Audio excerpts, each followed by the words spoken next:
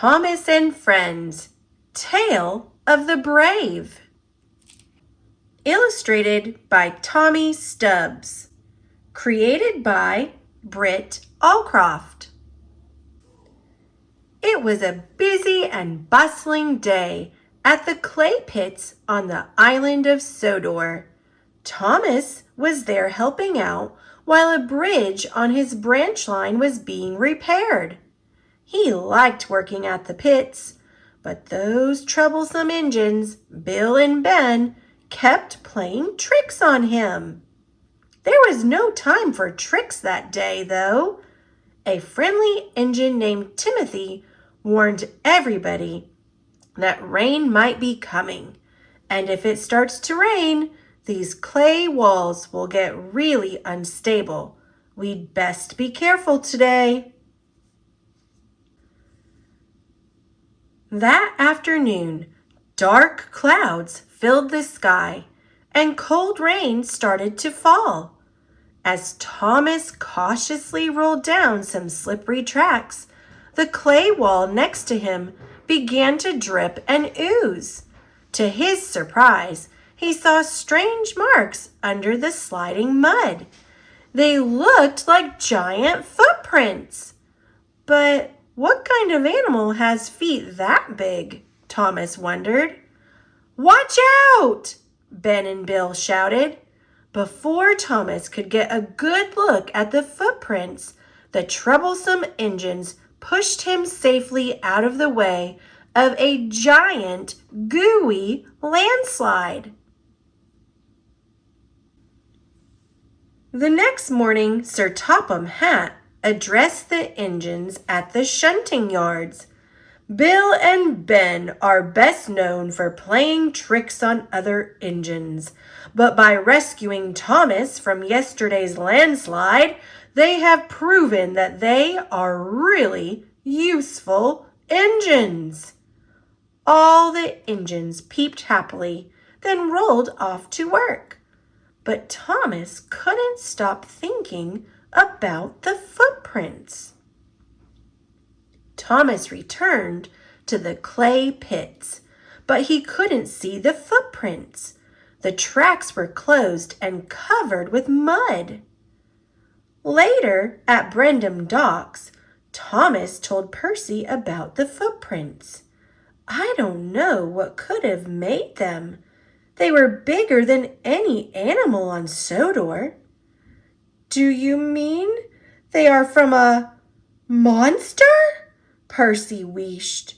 Don't be silly, Percy. There's no such thing as monsters. For the rest of the day, Percy couldn't stop thinking about monsters. He didn't want to see anything scary. But later, as he came to the top of a hill, he did see a strange shape in the distance. What's that? Percy puffed. I hope it's not a monster. Percy reversed and raced backward all the way to the docks. It's the monster from the clay pits, Percy whistled as he barreled into the docks. Everyone watched as something rumbled down the rails. That be no monster, Salty puffed. That be an engine. I don't usually get mistaken for a monster, the big engine tooted. Mind you, they do call me Gator. It seems they think my long water tanks make me look like an alligator. Percy felt very silly for thinking the new engine was a monster.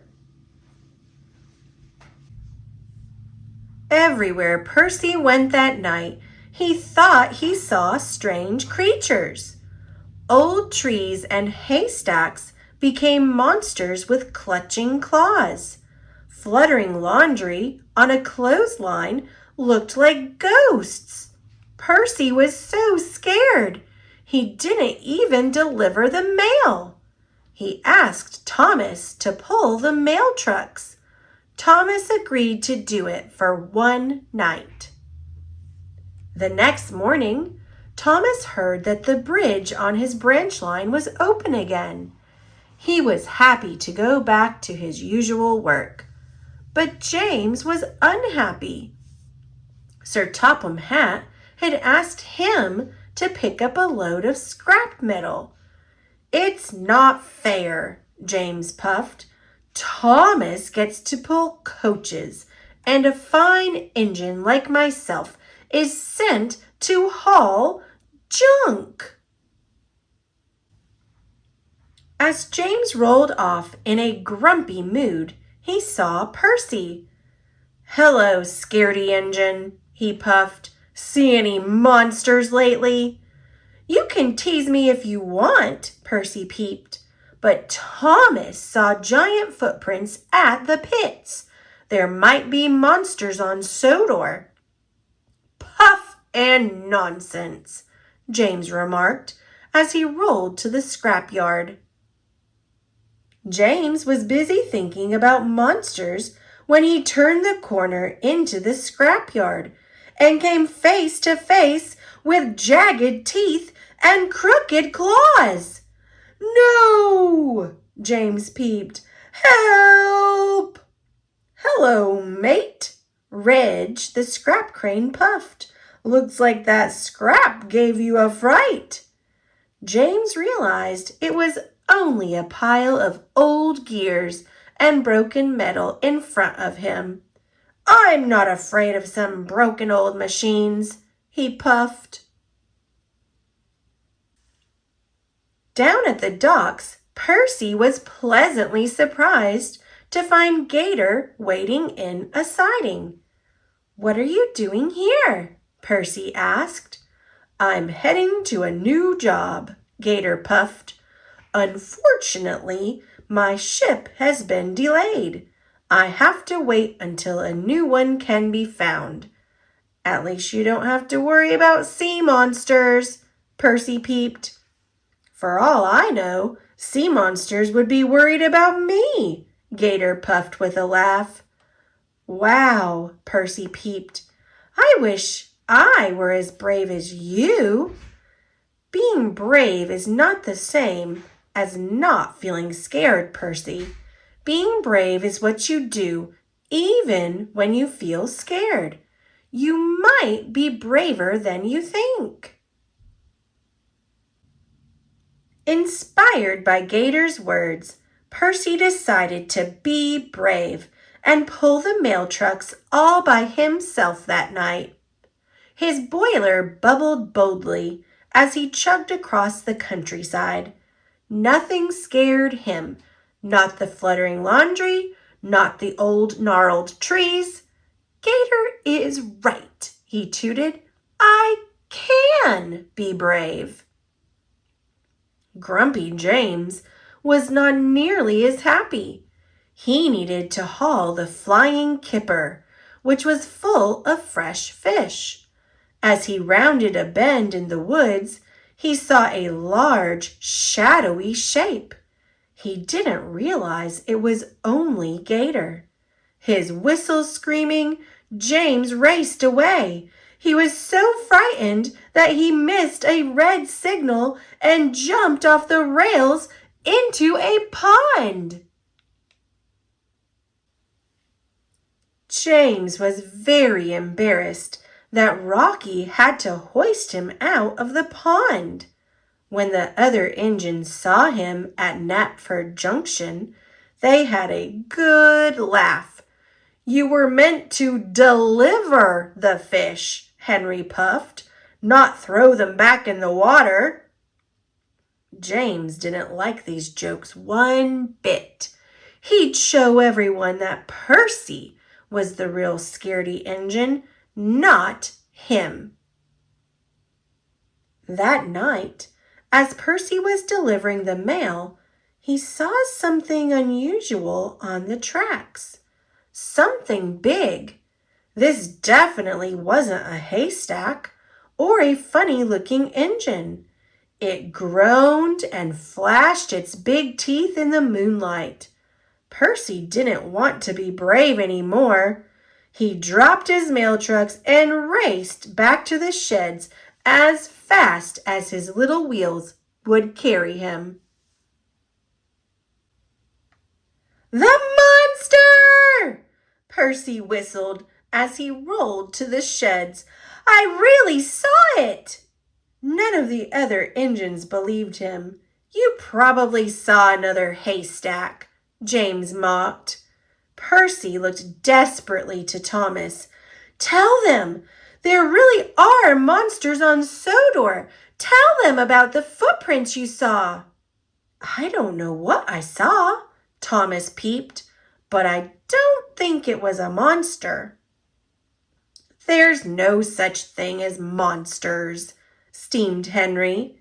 "Never was and never will be." "Admit it, Percy. You're just a scaredy engine," James peeped. "But James, you got a fright when you saw Gator," Percy puffed.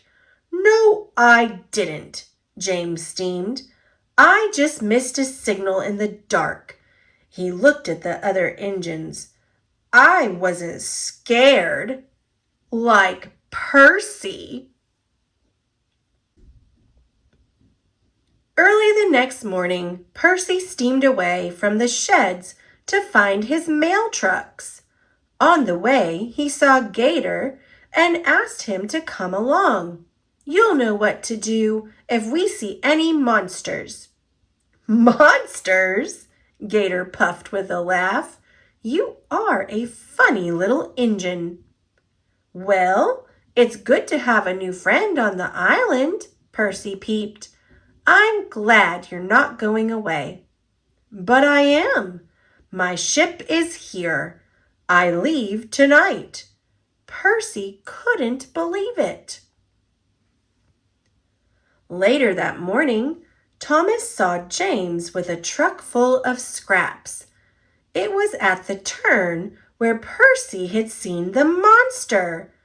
"James!" Thomas tooted. "You made a monster out of scrap metal to give Percy a fright?" "It was only a little joke," James replied. "Not to Percy. You need to find him and tell him what you did, and apologize." The two engines split up to find Percy.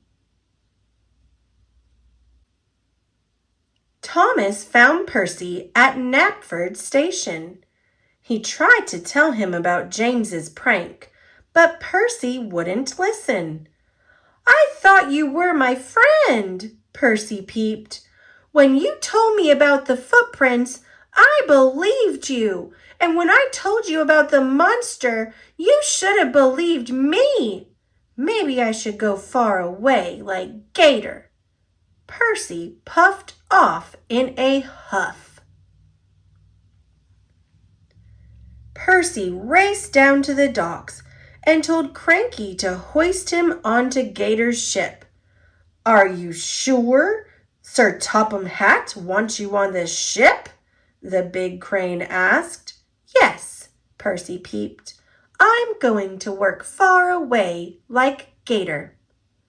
Percy was loaded onto the deck of the ship. It wasn't long before Gator was lowered next to him. "I'm going to work in a faraway land," Percy puffed. "I'll show everyone how brave I can be." Gator thought for a moment. "But running away from your problems is not very brave, Percy." Thomas chugged across Sodor looking for Percy. But when he heard a distant ship blow its horn, a terrible thought flew into his funnel. "Oh no!" Thomas peeped. "I know where Percy is going." Gator's ship was just leaving when Thomas reached the docks. "Cranky!" he whistled. "You have to stop that ship. It's an emergency." Cranky swung his hook and caught the ship's rail. His heavy chain rattled and strained as the great boat tried to pull away. The force was too great for Cranky. He started to tip over. Creak! Workmen on the ship tried to knock the hook loose with sledgehammers. Luckily, the captain was able to stop the ship before Cranky was pulled off the docks. Percy! Come down! Thomas whistled. You can't leave. I'm sorry I didn't believe you. Gator peered over the railing of the ship. Percy's not here. Percy! Cranky groaned.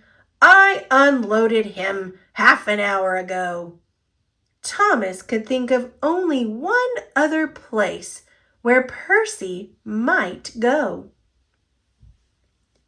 Night was falling as Percy quietly rolled through the clay pits. He stopped when he reached the warning signs. If I can find the footprints, it will prove the monster is real, he thought. Then everyone will know how brave I am. At that moment, James rolled up. He started to apologize, but Percy interrupted him. I'm braver than you'll ever be, Percy puffed. James didn't like Percy's attitude. If you're so brave, why have you stopped at the danger signs? Being brave doesn't mean not being careful, Percy peeped. That's just what I thought a scaredy engine would say, puffed James as he pushed past Percy and the signs. He rolled into the narrow gorge. The cliff walls were still drippy and loose from the landslide. Oh, monster! James called. Come out, wherever you are. Suddenly, James saw something in the moonlight. It had claws and teeth. The monster! Wheezed James. He tried to back up, but the walls began to rumble and tumble. It's another landslide! Percy peeped. You have to go forward, James. The little green engine raced ahead to push James out of the way. Rocks hit Percy and mud slid into his cab, and the big monster landed right in front of him. That was when Percy made a discovery. It wasn't a monster. It was some sort of rock.